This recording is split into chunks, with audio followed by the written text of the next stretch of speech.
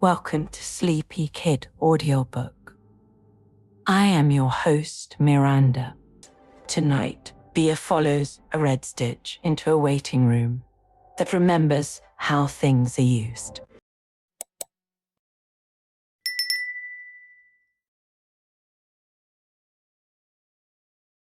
Bea Fen spent rainy afternoons in her grandmother's repair shop, where mended things were not sent back into the world until somebody had listened to what they were for.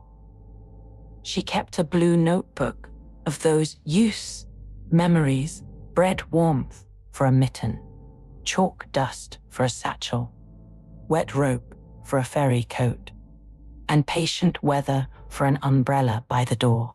The shop itself helped her listen, with cloth drawers that sighed shut and a cutting table polished by years of careful hands. On the first wet morning after market week, every prepared thing in the shop began remembering the wrong life. The baker's apron pocket held pebbles. The satchel smelled faintly of iron nails. The umbrella gave off toast warmth, and Bea's button tin tapped with the rhythm of somebody fixing shelves. Even the air in the room felt crossed, as if each familiar object had woken one peg away from itself. Bea looked up and saw one bright red stitch hanging from the lower corner of the window curtain, trembling as if it were being tugged from the other side.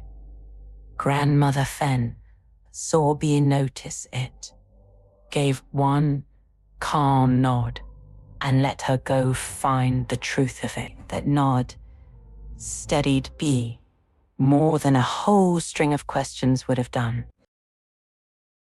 The stitch led Bea out across the harbour lane and down to the old ferry waiting room. No one used anymore.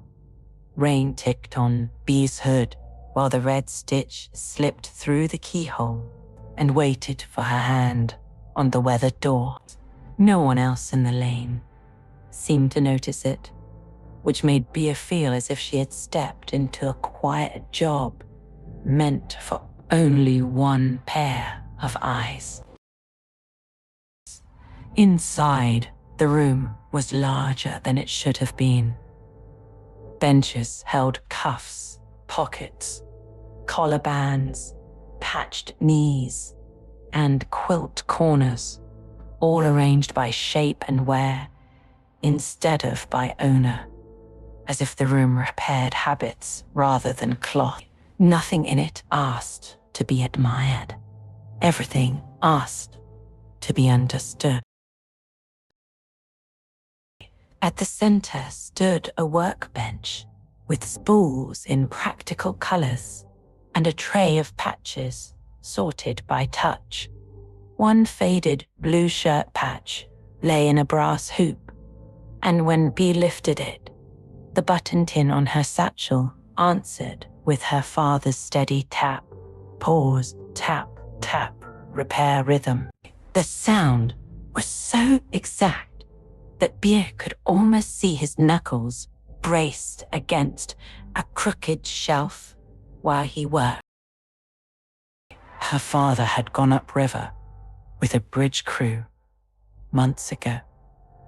Bea had not realized how much she missed that sound until it landed in her palm and made the whole room feel suddenly private. She had missed him in broader ways, of course, that this was smaller and sharper, like finding his handwriting in the margin of an. For one selfish instant, she wanted to hide the patch in her apron pocket and keep the rhythm for herself. At once, the benches gave a strained groan. Cuffs loosened from their pegs, and Bea understood that this room punished keeping what still had work to do. It did not punish out of anger, she thought, but out of balance, like a seam pulled cricket by one stubborn tug. On the workbench lay a muslin strip stitched in groups. Short stitches beside pocket cloth, strong long ones beside coat wool, and curved ones beside bench wood, polished by waiting hands. This room was not sorting names. It was sorting the kind of use that made a thing feel right. Bea ran one finger along the samples and felt the order of them settle into her thinking. Bea opened her notebook and began with the easiest mistake. The baker's apron had never wanted pebbles. It wanted flour, warmth, and dough, board thumps, so she hung it beside a striped patch that smelled faintly of bakery heat. When the apron relaxed, Bea felt the hidden room grow a fraction less tight around her shoulders. Next came the satchel. Bea found a row of narrow strap patches worn smooth by small shoulders, pressed the satchel there, and watched the nail smell lift away until only paper, pencil cedar, and classroom dust seemed to belong.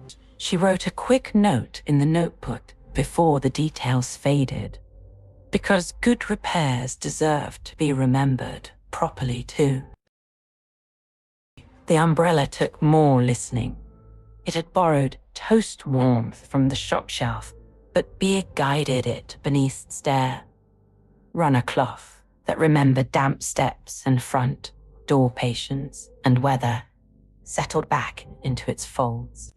The sound of tiny droplets answering from the cloth was so soft that Bea smiled before she realized she was doing it.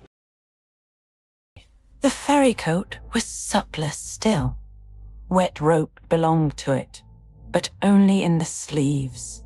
So Bea turned the lining out and fed a salt, stiff thread back along the seam until the memory sat in the working bend of the arms where it was meant to live.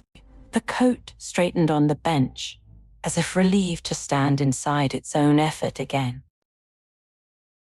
By then, the room had grown calmer, but one bench beneath the waiting room window still gave a small shiver whenever Bea passed.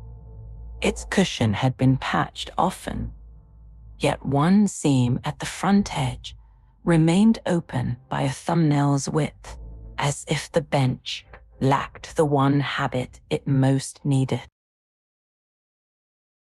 Bea imagined cold hands gripping that edge, while weather delayed a crossing, and the thought made the bench seem lonelier than any coat or pocket. Bea rested the blue shirt patch against that seam and felt the whole room pause. Her father's rhythm had never been about ownership. It belonged wherever a thing needed to be made steady before the next person trusted it again. That was what he had always done at home, not saving wobbling things for later, but putting them right before someone else had to lean on. Still, Bea hesitated. If she stitched the patch into the bench, the sound would stop being only hers and become something any tired child or worried grown up could lean against while waiting. She did not want to be generous with it, not at first. And being honest about that made the choice harder instead of easier. Then she pictured keeping the patch hidden while people all over the lane reached for objects that still felt wrong in their hands. Grandmother always said a repair was not meant to prove what you owned. It was meant to return something to use.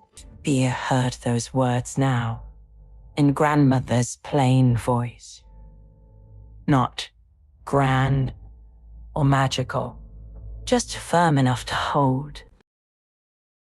So Bea threaded the bright red strand through the smallest needle and stitched the blue patch into the bench seam. She used short stitches where the cloth must bend, longer ones where weight would rest, and a firmer pull at the corner where nervous fingers might worry the edge while waiting. The work demanded such close attention that her sadness had no choice but to sit beside her and behave.